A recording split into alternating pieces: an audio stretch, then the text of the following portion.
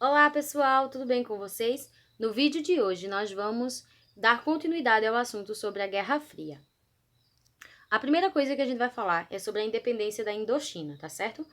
A Indochina, ela fica localizada no Sudeste Asiático e ela vinha sendo ocupada pela França até o século XIX, tá bom? Com a Segunda Guerra Mundial, né, ali no decorrer da Segunda Guerra Mundial, a Indochina ela acabou sendo invadida pelas tropas japonesas e passou todo o período da guerra sob domínio japonês.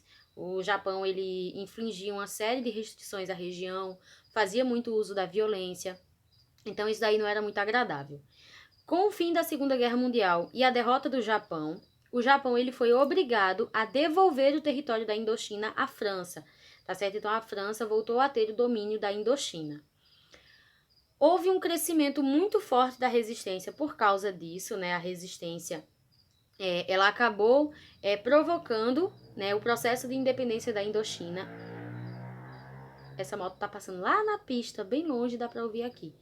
Então, essa resistência ela acabou crescendo, ganhando força e conseguiu finalmente a independência da Indochina em 1954.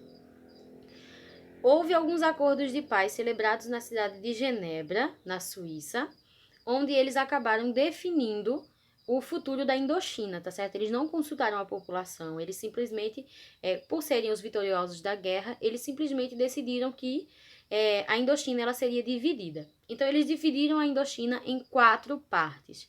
A primeira delas é hoje Laos, e ela fica na parte continental do território. A segunda é o Camboja, fica ao sul de Laos.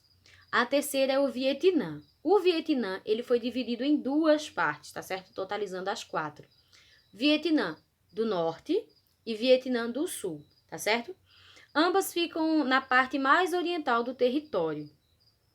Com isso, vai surgir um pequeno problema. Por quê? O Vietnã do Norte, ele vai declarar ser socialista e ele vai passar a receber apoio da China e da União Soviética. Já o Vietnã do Sul vai adotar um caráter capitalista e vai passar a sofrer interferência direta norte-americana, tá bom? Então, o que acontece? Em todo esse contexto, toda essa polarização, né, entre a União Soviética e os Estados Unidos, estava definido que deveria acontecer uma eleição, né, um processo eleitoral, só que acabou que não aconteceu, porque o Vietnã do Sul dizia que não tinha como fazer um processo democrático com o Vietnã do Norte e assim por diante. Então, ambos começaram a se atacar. Com isso, o Vietnã do Norte vai criar a chamada Frente de Libertação do Vietnã do Sul, que era, na verdade, uma coalizão para enfrentar a interferência estadunidense na região. E esse movimento ele era formado por guerrilheiros comunistas, tanto do território do norte quanto do território do sul, né, que vão receber o nome de Vietcongs, ou Vietcongs, tanto faz. Esse nome ele vai ficar bem conhecido, né, inclusive todo o conflito ali com o exército americano e os Vietcongs, eles vão acabar sendo muito retratados em filmes, em música, inclusive tem música brasileira retratando isso, tá certo? Então, o objetivo deles era justamente acabar com toda e qualquer interferência dos Estados Unidos na região. Então, o Congresso americano, em 1964, vai autorizar o então presidente Lyndon Johnson a declarar guerra contra os Vietcongs. Só que o que acontece? Essa guerra vai ser declarada sem mais nem menos, né? Sem nenhum motivo? Não é bem assim. O que acontece? Os Estados Unidos vão acusar o Vietnã do Norte de ter afundado um navio norte-americano, né? De ter bombardeado um navio norte-americano. Então, com isso, o Congresso vai dar liberdade para que o então presidente Lyndon Johnson declarasse guerra aos Vietcongs. Tá certo? Então era como se fosse uma justificativa para o início da guerra, tá bom? Então a guerra ela acabou sendo uma guerra muito desproporcional. Por quê? De um lado a gente tinha os Estados Unidos, que contava com um poderio militar muito forte, um exército bem treinado, contava com um armamento muito poderoso, e do outro lado a gente tinha os Vietcongs, que eram nativos, que eram pessoas que não tinham condições financeiras tão favoráveis quanto os americanos, não possuíam armamentos tão poderosos, então a chance era mínima dos Vietcongos ganharem, né? A única vantagem que eles tinham era porque eles conheciam o seu próprio território, eles conheciam o Vietnã como a palma da sua mão, né? Era um território muito úmido, muito chuvoso, um território montanhoso, com florestas e tudo mais. Então, isso dava uma certa vantagem aos Vietcongs, tá certo? Inclusive, eles vão utilizar muito isso, né, como estratégia de guerra. Os Estados Unidos vai acabar utilizando nesse confronto as chamadas armas químicas, como o napalm. Gente, o napalm era uma espécie de combinação de alguns tipos de combustíveis que ele grudava na pele e ele queimava muito. Vocês não têm noção do quanto ele queimava e não tinha como tirar da pele, não tinha como passar água, então era bem complicado. Inclusive, a imagem de abertura do nosso slide retrata um ataque com o uso de napalm, tá certo? Inclusive, aquela menininha que ela vem correndo pelada, ela ainda tá viva e ela ficou com muitas sequelas do ataque que ela sofreu, tá bom? E eles também utilizavam o chamado agente laranja, que era um outro tipo de componente químico que, na verdade, era um herbicida. Esse herbicida, ele acabava retirando as folhas das árvores, né, por ser floresta muito densa. Os Vietcongs, eles utilizavam a copa das árvores para se esconder. Então, os Estados Unidos, ele acabou utilizando esse herbicida para fazer com que as folhas das árvores, elas caíssem e os Vietcongs, eles não tivessem como se esconder na copa das árvores, tá bom? Deixa eu continuar aqui. Ao todo, ali durante toda a Guerra do Vietnã, os Estados Unidos enviou aproximadamente 2 milhões de soldados durante todo o conflito, tá certo? Não foram simultâneos, tá bom? Não foram 2 milhões de soldados que foram enviados no mesmo dia, tá bom? Foi durante todo o processo. Só que o que é que acontece? Nos Estados Unidos e em outros países vai começar a crescer uma série de críticas em relação à atuação estadunidense na Guerra do Vietnã, principalmente pelo uso desenfreado de agentes químicos. Então, nós vamos ter muitos artistas, nós vamos ter jornais, movimentos sociais pedindo a retirada dos Estados Unidos da guerra, tá certo? Eles diziam que a guerra não era dos americanos, que os americanos não tinham nada a ver com essa guerra, então eles deveriam se retirar, tá bom? Inclusive, nós temos 2 artistas que vão se destacar muito nessa questão das críticas à atuação norte-americana na guerra, que é Jimi Hendrix e John Lennon. Eles vão escrever canções relacionadas à questão do quanto os Estados Unidos era cruel em relação à Guerra do Vietnã, né, que muitos soldados americanos também estavam morrendo. Morreram aproximadamente 58 mil soldados americanos, então eram muitas pessoas, muitos cidadãos americanos perdendo a vida. Então eles pediam que os Estados Unidos abandonassem o conflito, tá certo? Então, os Estados Unidos acabou reduzindo o número de soldados que foram enviados para o Vietnã, mas em compensação ele acabou aumentando os bombardeios, porque era uma forma de acabar com o conflito mais rápido, né? Já que os Estados Unidos tinham um poder químico muito elevado, então ele achava que dessa forma ele ia acabar conseguindo vencer os Vietcongs. Só que na verdade isso acabou provocando ainda mais críticas, tá certo? Os napalm, gás laranja e o agente laranja e muitos outros produtos químicos. Então isso vai fazer com que as pessoas comecem a pressionar, comecem a protestar. Então vai fazer com que o presidente Nixon ele acabe sendo obrigado a atender a todas aquelas críticas que estavam sendo levantadas em relação à atuação norte-americana na Guerra do Vietnã, tá certo? Então ele acabou negociando um cessar-fogo com o Vietnã do Norte e o acordo ele acabou sendo assinado no dia 27 de janeiro de 1973. Então isso marcou oficialmente a saída definitiva do exército americano do Vietnã, saudando ali mais ou menos 58 mil soldados americanos mortos, tá certo? Com a saída dos Estados Unidos da guerra, o Vietnã do Sul acabou ficando muito enfraquecido, acabou sofrendo muito com isso, tá certo? Até porque ele não tinha condições de vencer, já que o Vietnã do Norte contava com tropas chinesas e também com o apoio econômico da União Soviética. Inclusive, essa guerra ela representou uma derrota para os Estados Unidos, tá bom? Era uma grande derrota, era uma vergonha muito grande para os Estados Unidos ter que se retirar da guerra. Então, após ter o seu território, né, após ter o seu poderio reduzido, o Vietnã do Sul, ele acabou sendo conquistado, tá bom? A cidade de Saigon, que era a capital do Vietnã do Sul, ela acabou sendo invadida em 1975 e o Vietnã, ele acabou sendo unificado e governado pelos comunistas a partir de 1976. Então, sim, os comunistas venceram, tá certo? Então, a União Soviética, ela acabou tendo algumas vantagens em relação a isso, e os Estados Unidos ficou com o crivo da vergonha de ter que deixar a guerra. O próximo é a chamada Revolução Cubana, tá bom? Cuba surgiu como uma colônia da Espanha até o finalzinho ali do século XIX, tá certo? Então, durante todo esse período, Cuba foi explorada. Só que Cuba acabou conquistando a sua independência em 1898, devido à interferência norte-americana. Por quê? Cuba já vinha enfrentando a Espanha desde a década de 1860, onde ela vinha tentando conquistar a sua independência, mas ela não conseguia. Então, os Estados Unidos vão acabar declarando guerra à Espanha e conseguindo promover finalmente a independência de Cuba. Só que isso não vai vir de graça, tá certo? Os Estados Unidos vai acabar criando a chamada Ementa Platt. Essa Ementa Platt, criada em 1902, ela dava aos Estados Unidos a autoridade de intervir em Cuba sempre que achasse que os seus interesses políticos e econômicos estavam sendo violados, tá certo? Ou estavam sendo ali prejudicados. Então, até 1933, os Estados Unidos tinham direitos sobre Cuba. Cuba era independente, mas ela acabou se tornando dependente financeiramente dos Estados Unidos, tá certo? Inclusive, os Estados Unidos eram o maior comprador de cana-de-açúcar de Cuba.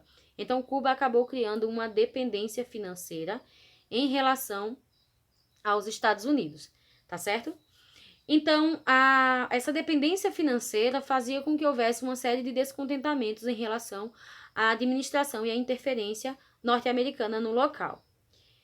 Em 1952, Fulgêncio Batista ele acabou dando um golpe de governo e ele acabou instalando uma ditadura com o apoio dos Estados Unidos, tá certo? Então, ele acabou promovendo uma ditadura muito severa, retirando direitos, retirando liberdades individuais, né, perseguindo opositores políticos. Então, as pessoas sofreram muito durante esse período da ditadura de Fulgêncio Batista.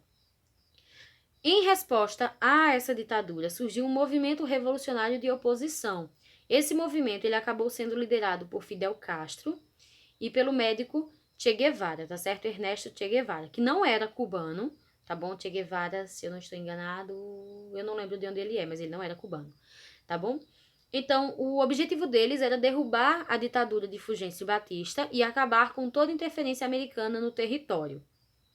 Deixa eu passar aqui. Então, inicialmente, eles promoveram um ataque ao quartel de Moncada em 1953. Né? O objetivo deles era conseguir um arsenal bélico, era tentar também conseguir apoio da população. Só que, após esse ataque, eles acabaram sendo presos, né? Inclusive, Fidel Castro e seu irmão Raul Castro, eles acabaram sendo presos e foram condenados a 15 anos de prisão, mas eles só passaram, se não estou enganada, 2 anos na cadeia. 2 ou foi 3 anos, mais ou menos. Então, eles acabaram sendo libertados, né? Eles foram soltos e eles foram para o México, onde eles ficaram lá meio que exilados, só que ao mesmo tempo eles estavam planejando voltar para Cuba e tomar o poder, tá certo? Então, entre 1956 e 1959, os revolucionários de Fidel, eles lutaram contra as tropas de Fulgêncio Batista. Não houve uma derrota, de fato, esse nome é difícil, Fulgêncio. A Fulgêncio Batista. O que aconteceu? Fulgêncio Batista, ele já era muito mal visto pela população desde bem antes das tropas de Fidel Castro começarem a atacá-lo, tá certo? Isso devido aos vários escândalos de corrupção que vinham acontecendo no seu governo. Então, ele acabou percebendo que o movimento revolucionário estava crescendo, estava conquistando cada vez mais apoio da população. Alguns ex-aliados do próprio Fulgêncio acabaram mudando para o lado dos revolucionários. Então, acabou que em 1º de janeiro de 1959, Fulgêncio fugiu de Cuba, tá bom? Então, ele acabou deixando o governo vago. Então, o que acontece? Os revolucionários eles acabaram tomando o poder e na presidência foi colocado Manuel Urrutia, eu acho que é assim que se pronuncia, tá certo? Então ele acabou entrando como presidente e Fidel Castro, que era o líder da resistência, acabou entrando como primeiro-ministro, tá certo? Com isso, houve a criação de um governo socialista. Inicialmente, eles não declaravam ser socialistas, eles não declaravam apoio nem a um nem a outro, tá certo? Mas os Estados Unidos, que teve os seus interesses diretamente afetados por essa decisão de Cuba, né, de tirar Fulgêncio Batista do poder, então os Estados Unidos começou a acusar Cuba de ser comunista. Então, com isso, Cuba realmente acabou se aproximando da União Soviética, tá certo? Então, Fidel Castro, ele fez uma tentativa de diversificar a economia, né, de diminuir cada vez mais a dependência que Cuba tinha em relação aos Estados Unidos, e ele também tentou promover uma industrialização. Mas ambas as propostas, elas acabaram fracassando, tá certo? Então, Fidel Castro, ele acabou promovendo uma reforma agrária, ele acabou confiscando e estatizando algumas indústrias do país, né? E depois ele fez isso com todas as indústrias, né? E isso fez com que os Estados Unidos acabassem cortando relações com Cuba. Ele também fez uma nacionalização da exploração dos recursos naturais, ou seja, tudo aquilo que fosse explorado ficaria em Cuba, tá certo? Não ia mais ser enviado para os Estados Unidos. Então, eles acabaram se alinhando ao regime soviético, né? Então, eles acabaram, de fato, declarando ser de esquerda, né? Ser de cunho comunista, né? Socialista / comunista. Então, eles acabaram fazendo a mesma coisa que Fulgêncio Batista tinha feito. Eles acabaram, né, promovendo uma ditadura e acabaram suprimindo liberdades individuais da população, tá certo? Então, eles antes queriam promover uma liberdade e tudo mais, mas acabaram que ficou somente na proposta, tá bom? Porque, na verdade, eles acabaram instalando uma ditadura em Cuba. Então, os Estados Unidos romperam oficialmente relações diplomáticas com Cuba em 1961 e eles também promoveram um bloqueio econômico a Cuba em 62, tá certo? O objetivo deles era justamente limitar a atuação econômica de Cuba para que Cuba voltasse a depender dos Estados Unidos. Então, os Estados Unidos vai fazer uma tentativa de invasão a Cuba através da Baía dos Porcos, né? No dia, eu esqueci o dia, mas é em abril de 1962. Os Estados Unidos vai falhar, eles não vão conseguir invadir Cuba porque os revolucionários eles acabaram resistindo. Então, a União Soviética vai se aproveitar desse alinhamento que teve com Cuba e vai, né, fazer uma proposta bem inusitada, né, de instalar uma base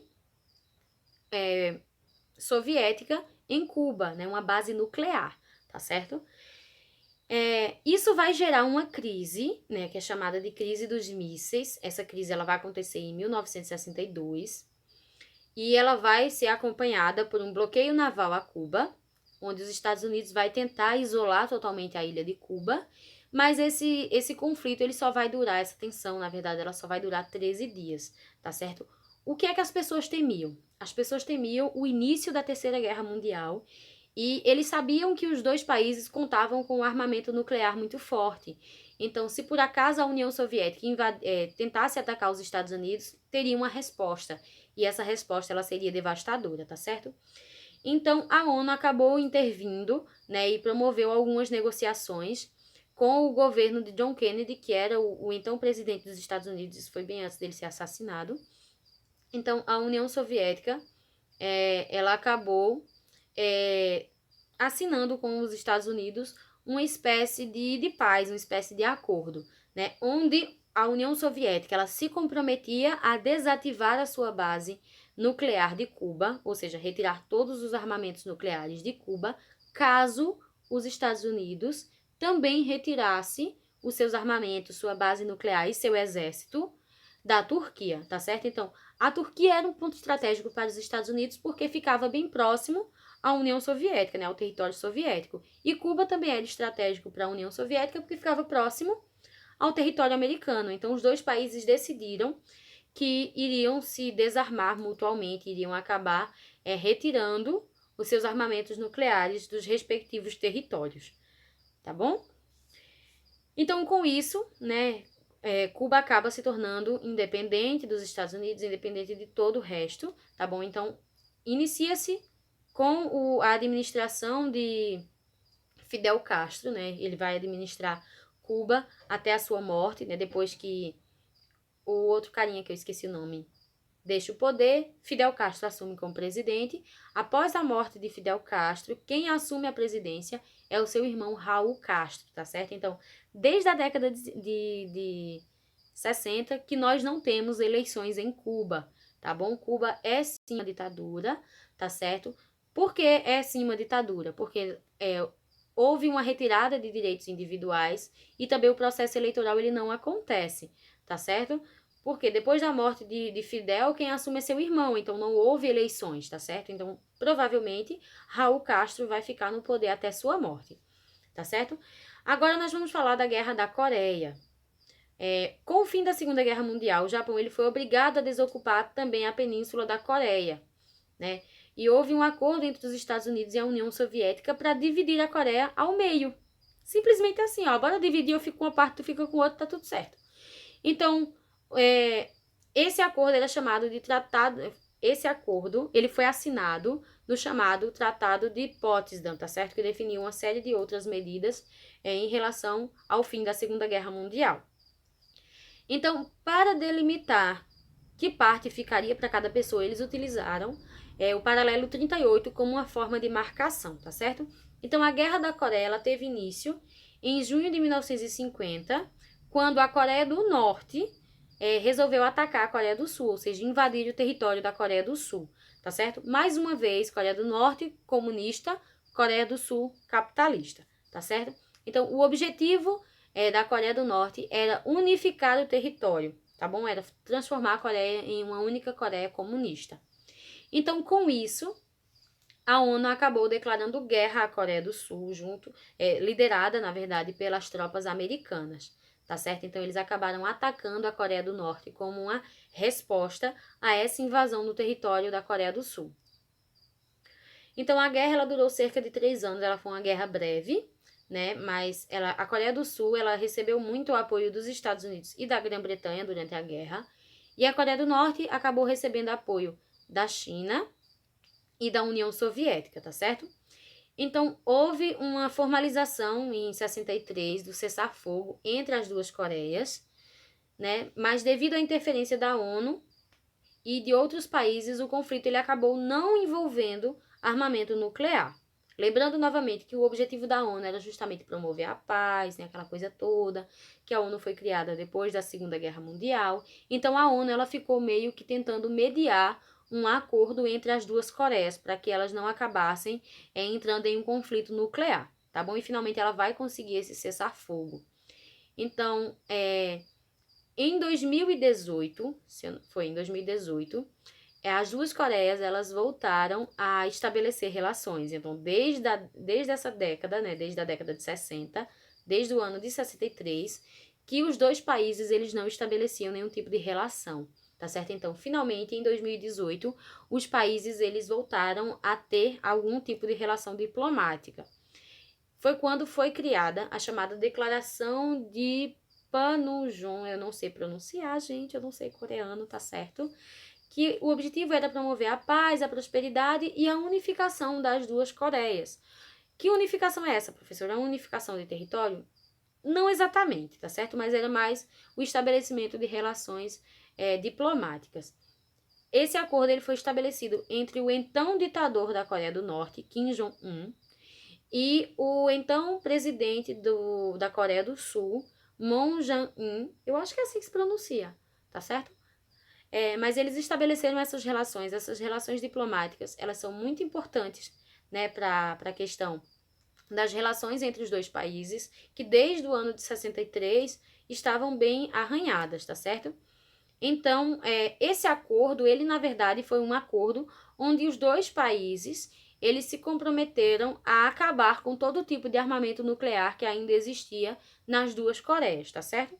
Inclusive, voltando um pouquinho ali mais sobre a questão da relação entre Estados Unidos e Cuba, né, essa relação ela voltou a ser estabelecida meio que mais ou menos, né, através do governo de Barack Obama, tá certo? Então, somente no governo de Barack Obama é que Cuba e os Estados Unidos, eles voltaram a ter algum tipo de relação diplomática, tá certo? Essa relação, ela é, como é que eu poderia dizer, um grande avanço, tá certo? Mas é muito cedo ainda pra gente definir o que de fato o que essa relação significa, né? Se vai ter uma aproximação, se não vai ter, tá certo? Mas houve um início, né, como eu poderia dizer, de relação diplomática entre Cuba e Estados Unidos, tá certo?